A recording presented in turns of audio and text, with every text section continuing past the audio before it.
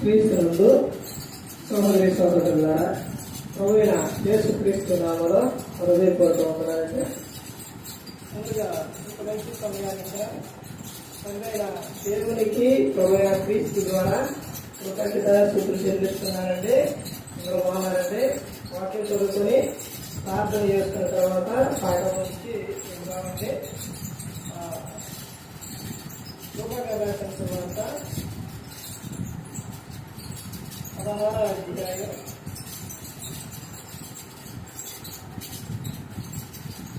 లూకా రాసిన సువార్త 16వ అధ్యాయం 15వ వచనం. ఆయన, మీరు మనుషుల ఎదుట నీతిమంతులని అనిపించుకునేవారు కానీ దేవుడు మీ హృదయములను ఎరుగు. మనుషులలో గణముగా ఎంచుకునేది దేవుని దృష్టికి అసహ్యము. ప్రార్థన చేస్తాయి. పరలోకమందున మా తండ్రి, పరిశుద్ధుల ప్రేమ గల తండ్రి, గొప్ప తండ్రి, మీ ప్రియకుమారుడు యేసుక్రీస్తు ప్రభువు ద్వారా కృతజ్ఞతలు చెల్లిస్తున్నాము. ఆయన ఆరాధన క్రమంతో మీరే ముందు నడిపించండి. ఆయన వాక్యం బోధించగా ఈ లోక సంబంధమైన జ్ఞానంతో కాకుండా మీ జ్ఞానంతో మాట్లాడేవాడిని దయచేస్తారని మా ప్రభువైన యేసుక్రీస్తు నామమున వేడుకుంటున్నాం తండ్రి. ఆమేన్. ప్రభువైన యేసుక్రీస్తు నామములో హృదయపూర్వక వందనాలండి. దేవుని కుమారుడు యేసుక్రీస్తు ప్రభువు ఈ లోకానికి వచ్చిన తర్వాత పరలోక రాజ్యం సమర్పిస్తుంది కనుక మారు మనసు పొందమని ప్రకటింప అంశం పాడుంటాయి. మరణము గెలిచిన వీరుడు ఎవరు? మరణం గెలిచిన వీరుడు ఎవరు అంటే ఎవరు కనపడతారు? యేసుక్రీస్తు ప్రభువే. మరణాన్ని గెలిచిన వీరుడు ఎవరంటే ఆయనే. ఇక్కడ చెబుతున్న సందర్భం లూకా రాసిన సువార్త 16వ అధ్యాయం 15వ వచనంలో, ఆయన, మీరు మనుషుల ఎదుట నీతివంతులని అనిపించుకునేవారు కానీ దేవుడు మీ హృదయములను ఎరుగును. మనుషులను ఘనముగా ఎంచుకోవడానికి దేవుని దృష్టికి అసహ్యము అని ఆయన చెబుతున్నారు.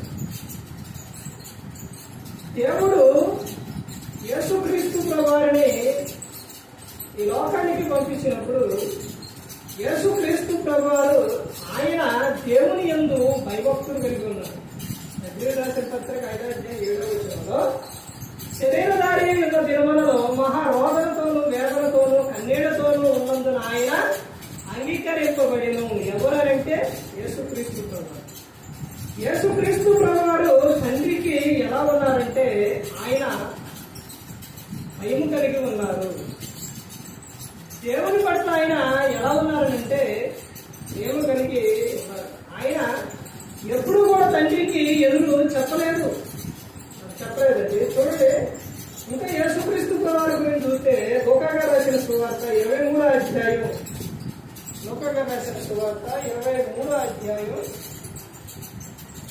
28వ వచనంలో మనకు కనపడుతుంది. ఏమనంటే, యేసు వారి వైపు తిరిగి, యెరూషలేము కుమార్తెలారా, నా నిమిత్తం ఏడవకుడి, మీ నిమిత్తమును మీ పిల్లల నిమిత్తం ఏడుడి. ఎప్పుడు ఈ సందర్భం అంటే యేసుక్రీస్తు ప్రభువారిని సిలువకు తీసుకెళ్లేటప్పుడు అక్కడున్న స్త్రీలు ఏడుస్తూ ఉన్నారు. ఏడుస్తూ ఉంటప్పుడు యేసుక్రీస్తు ప్రభువు చెప్తున్నారు, అమ్మలారా, నా నిమిత్తము కాదు, మీ నిమిత్తం మీ పిల్లల నిమిత్తం ఏడుడి. నా నిమిత్తం ఎందుకమ్మా మీరే అనవటం? నేను ఇప్పుడు చనిపోయి తిరిగి 3వ రోజున మృత్యుడినై సజీవుడినై నేను లేస్తాను. సమాధి బద్దల కొట్టుకొని నేను బయటకు వస్తాను. ఈ మరణం నన్ను ఆపదమ్మా. నేను తిరిగి లేస్తాను. నేను సజీవునిగా లేస్తాను. నా నిమిత్తం ఎందుకు ఏడుస్తారు మీరు? మీ నిమిత్తం ఏడండి, మీ పిల్లల నిమిత్తం ఏడవండి. వాళ్ళు అపవాది ఎరలోకి వెళ్ళిపోకుండా, దుష్టుని ఎరలో పడిపోకుండా, లోక స్నేహానికి వెళ్ళిపోకుండా, లోకాశలకు వెళ్ళిపోకుండా వాళ్ళు దేవుళ్ళో ఉండాలని వారి నిమిత్తం ఏడుందమ్మా. నా నిమిత్తం కాదు. ఇదిగో నేను తిరిగి మరలా వేస్తాను అని, మరణాన్ని నేను జయిస్తాను, మరణాన్ని నేను గెలుస్తాను, నా నిమిత్తం నేను గెలుస్తున్నాను అని ఇక్కడ యేసుక్రీస్తు ప్రభువారు చెప్తున్నారు. మరణాన్ని గెలిచిన వీరుడు ఎవరనంటే యేసుక్రీస్తు ప్రభువారే. ఎవరి సమాధైన చూడండి, అందులోని కుళ్ళిపోయిన ఆ దేహాలు ఉంటాయి. కానీ యేసుక్రీస్తు ప్రభువారి సమాధి చూడండి, అందులోని ఖాళీ సమాధి ఉంటుంది. ఆయన అందులో లేదు. ఆ విషయం ఇంకా ముందుకెళ్తే చూడండి, మత్తయి గారు రాసిన సువార్త 28వ అధ్యాయం 28వ అధ్యాయం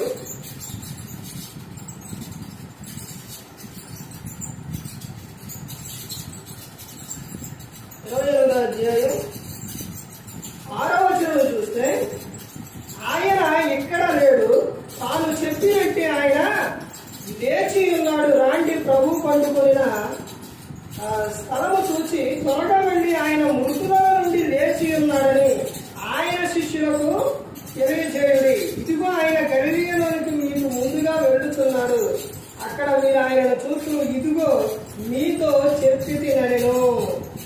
వారు భయముతోనూ మహా ఆనందంతోనూ సమాధి యొక్క నుండి త్వరగా వెళ్ళి ఆయన శిష్యులకు వర్తమానం తెలుప పరిగెత్తు చుండగా యేసు వారిని ఎదుర్కొని మీకు శుభమని చెప్పాను.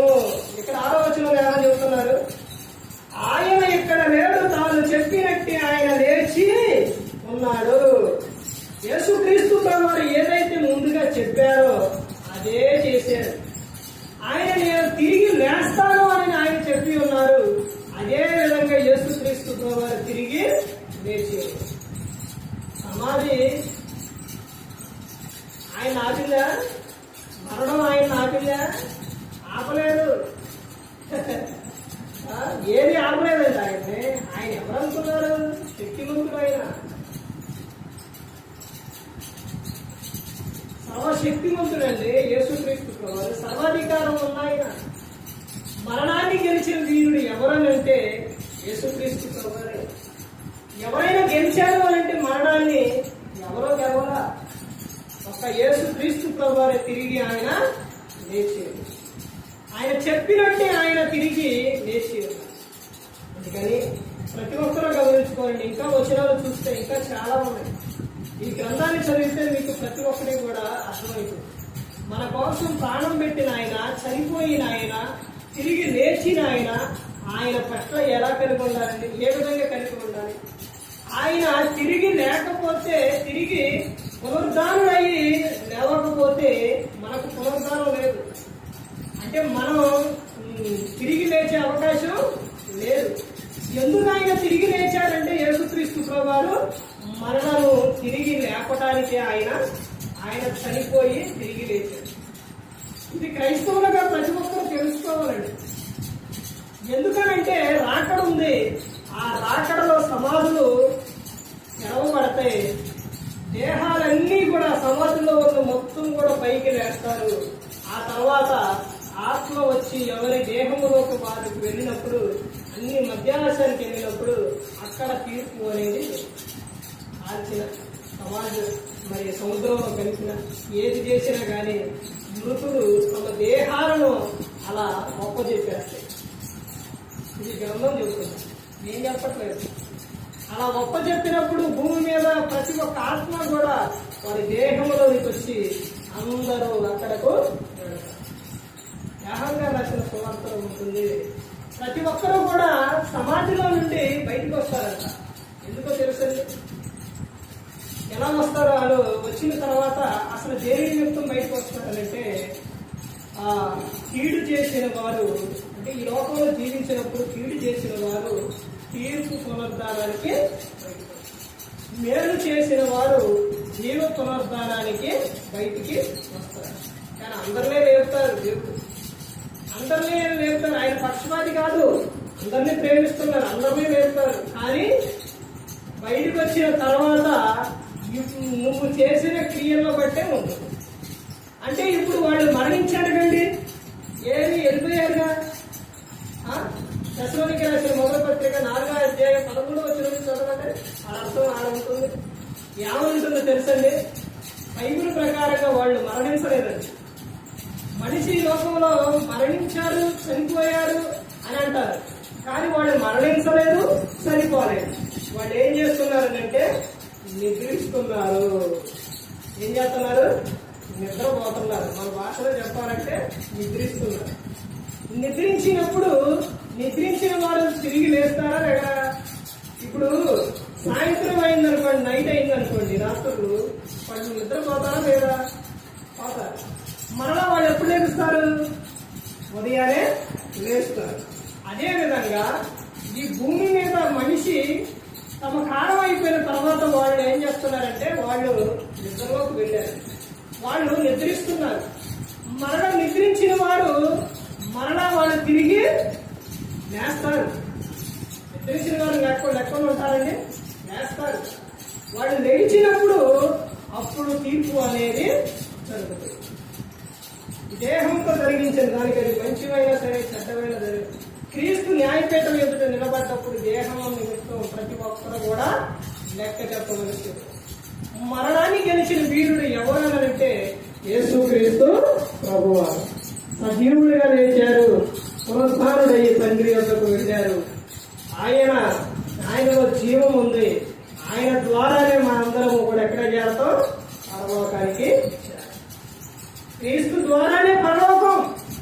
నేనే మార్గం, నేనే సత్యం, నేనే జీవం అని ఆయన యేసుక్రీస్తు ప్రభువు చెప్తాడు. నా ద్వారానే తండ్రి ఎందుకు వస్తారు అని చెప్తాడు. ఆయన నామమునే ప్రార్థిస్తున్నాను, ఆయన నామమునే, ఆయన ద్వారానే పరలోకం చేరదు. ఎవరి ద్వారా పరలోకం చేరదు? యేసుక్రీస్తు ప్రభువు ద్వారానే పరలోకం చేరదు.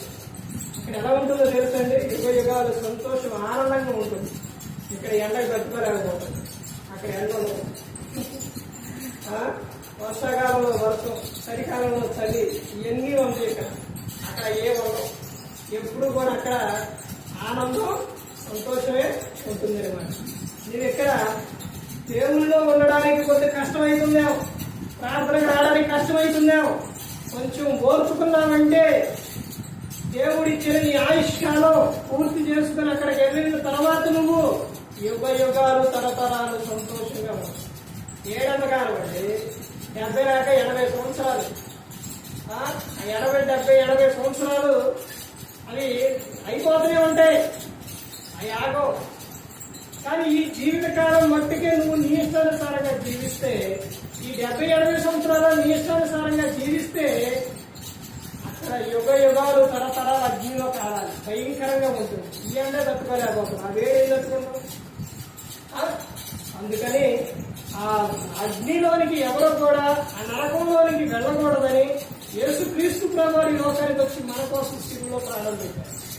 నువ్వు ఆ త్యాగం గుర్తు పెట్టుకొని నువ్వు పరిశుద్ధంగా జీవిస్తే, క్రీస్తు నమ్ముకొని ఆయన యందు నువ్వు ఉంటే ఎడజాతం పరలోకం చేయాలి.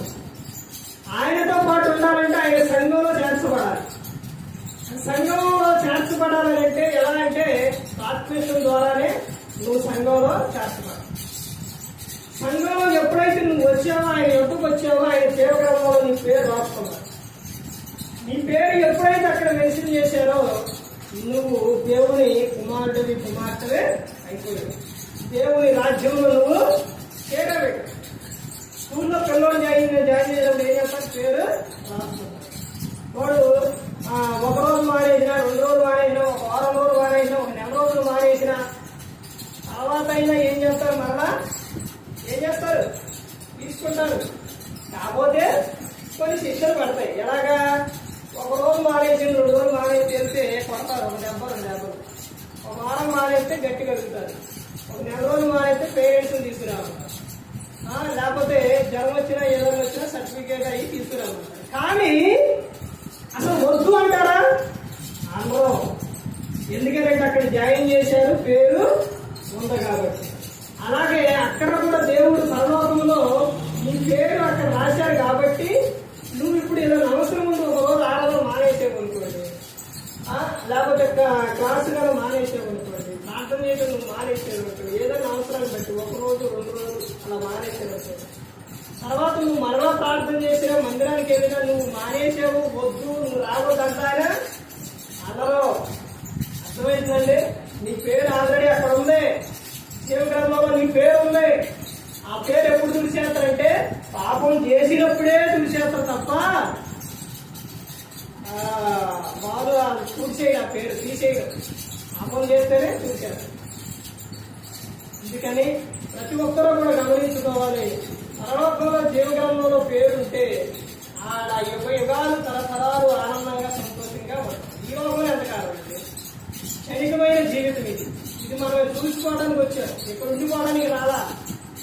ఎన్ని సంపాదించినా ఏది చేసినా ఏదైనప్పటికీ కూడా ఈ లోకంలో ఇక్కడ బతకడం కోసం ఇవన్నీ వెళ్ళేటప్పుడు ఏం తీసుకో, ఎంత వచ్చినా తల్లి గర్భంలో నుంచి మనం అట్లే పోదాం, ఏది తీసుకో. కాకపోతే ఈ డబ్బు ఆస్తి ఇదంతా ఇక్కడ ఎందుకంటే ఇక్కడ బతకడానికి, ఇక్కడ ఆనందం కొంచెం అవసరాల కోసం ఇదంతా కూడా.